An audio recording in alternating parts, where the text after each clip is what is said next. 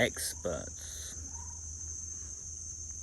I've had it up to here with experts, doctors thinking they know what's best for us, and the politicians, they know what's best for us as well.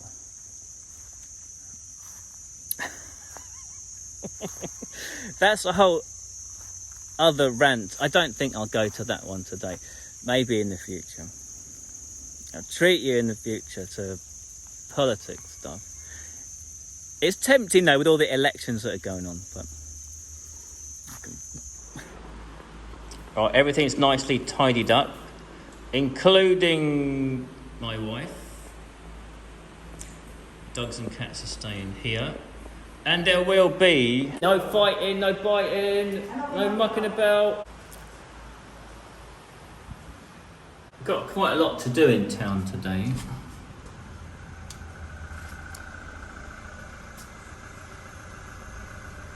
I always have a shower. I don't put my t-shirt on because I just get sweaty. So it's not that hot today, it's overcast. But I get the car turned on and cooled down, so I can go straight from a shower to a cooled aircon car, and then after a few minutes put the t-shirt on. That's the best way.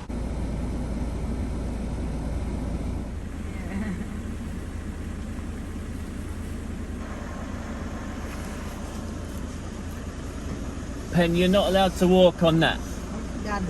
You've done it already? Yeah. It's alright. You're banned from walking. You can sit down there and get your hurt. You fall in the river. It's all mud down there. Still doing lots of roadworks around here. But it's looking like it's, almost finished.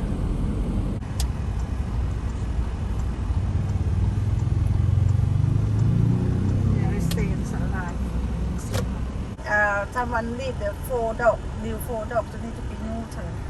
But they say the fence is easy to keep. So in this town, there's that we're aware of, 2 other people that help out the dogs around here. Some guy who we're going to meet in a minute, and some woman who's got a shop in the town. They feed lots of dogs. But Pen's been trying to teach him, no, look, you can't just feed them. You've got to neuter them. You've got to catch them, neuter them. Otherwise the problem never goes away. So there's a temple in here. I think people dump dogs in the temple, outside the temple, believing maybe that the temple will take care of them. I think even in some circumstances, they think they've done a good deed dumping dogs outside the temple. At least I didn't dump them on the highway somewhere. I dumped them outside the temple. I can't talk about all temples.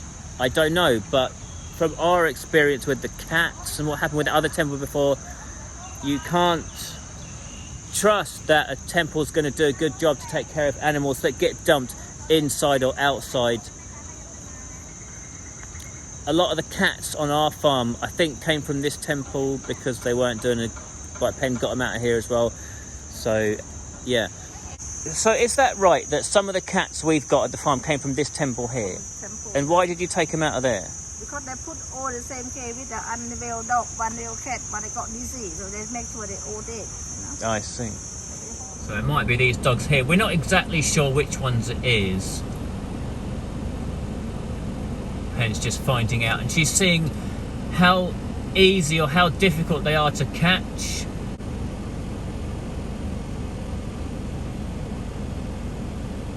Is that the ones? Is that the ones we're looking for? No. Further down, maybe. Yeah.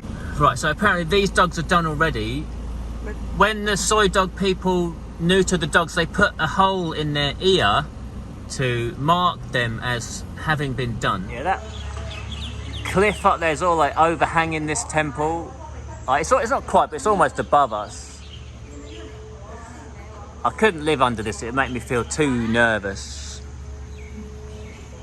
That's the little dog there, or one of them.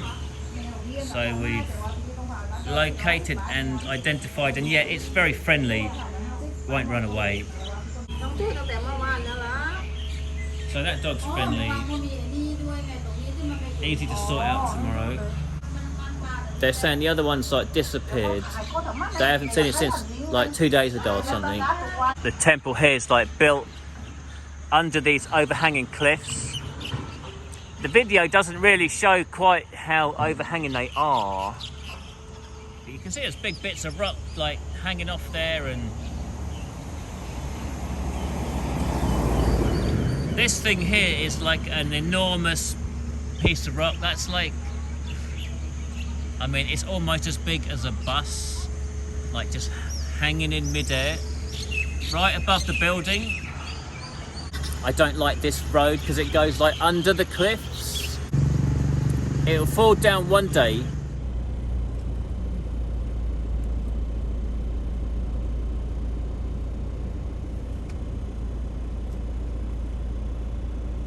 So this chap, because he feeds the dogs around here every day, he knows them all.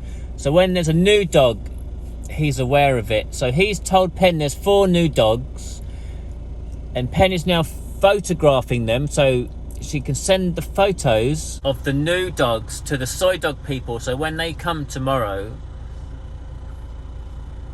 they know which dogs they're looking for.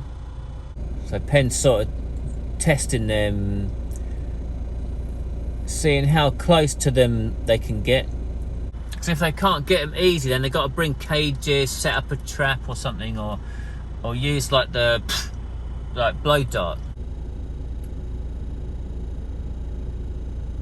So did you find out what you're looking for? Yeah, but sea dog, but they're like teenager dog, not easy to catch. There's 3 dogs. 3 woman dog, that teenager, so yeah, not easy to catch. So how are you going to catch them? I don't know. I have to phone soy dog up and see. They have no time at all, you know.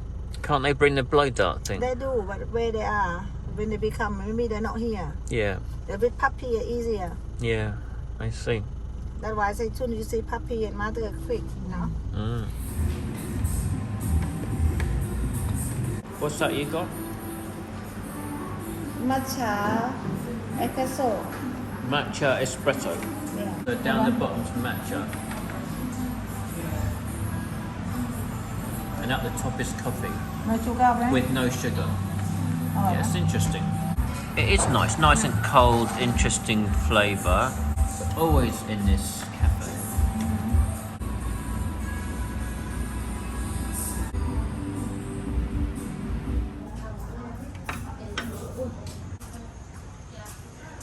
We're just booking my train ticket to go back to Bangkok. I'm going to go back on the sleeper train. So it's like 800 baht from Surat, Thani to Bangkok. So I can't get it at our local station here in Nasan, unfortunately. The one I want, the sleeper train, doesn't stop here. But anyway, yeah, from Surat Thani to Bangkok, it's like 800 baht, which is pretty cheap. It's cheaper than a plane, and I don't like planes, so if I can avoid it, I will.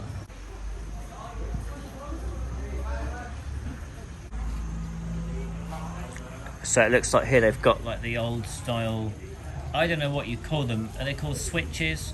So I guess you like yank on them levers and then they're connected to those wires over there.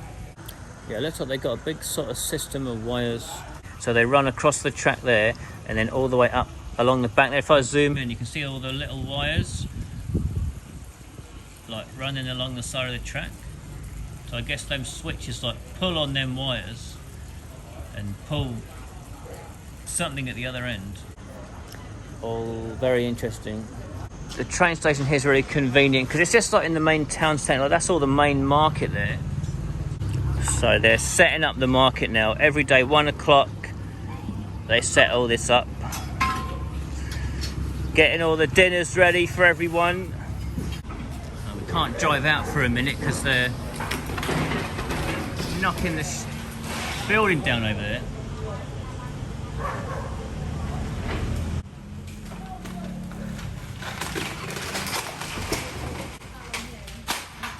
So that's our car and they've like coned off the street.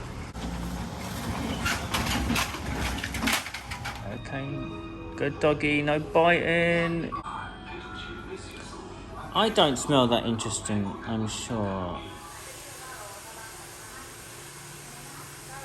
Bang bang. Bang bang. This dog is called Bang Bang as well. Naughty dog. Oh, naughty dog. Depends how the hair wash and straighten. I don't know how long it took. It felt like a long time. How long have we been in there? No, it's longer than that. How much was it? 150. 150. I wonder how much that would have cost in England.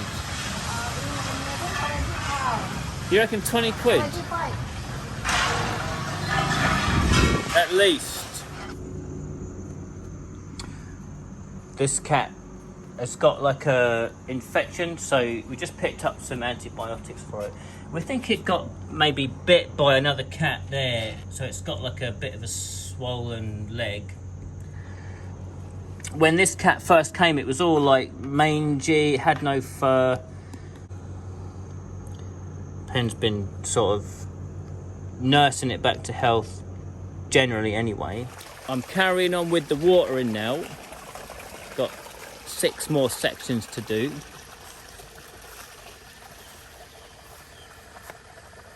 Got the dogs awake, more or less.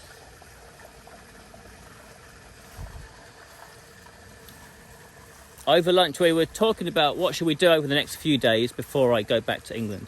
Shall we go to Samui for a couple of nights, take the dogs? It looks tempting, but I think we're probably just going to hang around the farm. I do like being here anyway. Oh, don't go get out. I've booked my train ticket back to Bangkok, and I booked a hotel up there for a couple of nights before I get the plane. I don't know when I'll come back to Thailand next. I guess in roughly 6 months or so. I like to get the ticket booked early, like well in advance, because it really gives you something to look forward to, even if it's a long way off. So when you're working and you're like, I can't be bothered, you know, you got something to look forward to. I think we've been doing this farm for about 4 years now, 5 years now, something like that. We started it like mid to the end of 2019, I think. So where are we now? Mid to the end of 2024. So I think that makes it about the 5-year mark. And as time goes on, you know, you got to reassess and think, like, is it still the right thing to do? If I was doing it, like making the decision today, would I still make the decision? I've been thinking about like how much it's cost up to this point, and then the opportunity cost. What if we'd have done something else with the money? So, for example, instead of buying this place and building this house, we could have bought a rental property and rented it. So for the last 5 years, we would have had some income, maybe some price appreciation, and maybe even Pen would have carried on working. So we would have had a second income for the last 5 years, you know? So when you add all those things up, it's like a significant amount of money, and it makes you at least stop and think, you know, what about the next 5 years? Do I want to be, if the farm doesn't work out, do I want to be down another significant amount of money? If you've been watching the channel for a while, after we built the house, COVID, all that stuff, and then I didn't have any savings, so I had to go back to work and replenish savings, which I've done quite well. And I'm getting to the point where I've really got too much savings, and now it's like, well, what are we going to do with it? We've got to do something. And we're sort of having a lot of discussions, as we always do. Shall we start this business? Shall we start that business? Should we buy a rental property? So over the next 2 years, I hope to either start another business somewhere. I guess it would be in Thailand, or maybe buy a flat to rent out in England. And then fingers crossed, the farm will at least stop costing money. Maybe even start paying us in a couple of years' time. It really should. And then I'm hopeful, like in 2 years, I'll have some like income coming in, and I finally got Bung Bung out the door. He wouldn't get up. He's been really lazy. Go on, go and run around or something. All right, Gorgie, wash your feet, filthy. It's quite good with the wash your feet command. Gets in now. All right, good boy, good Gorgie. Hey for you, filthy, Gorgie.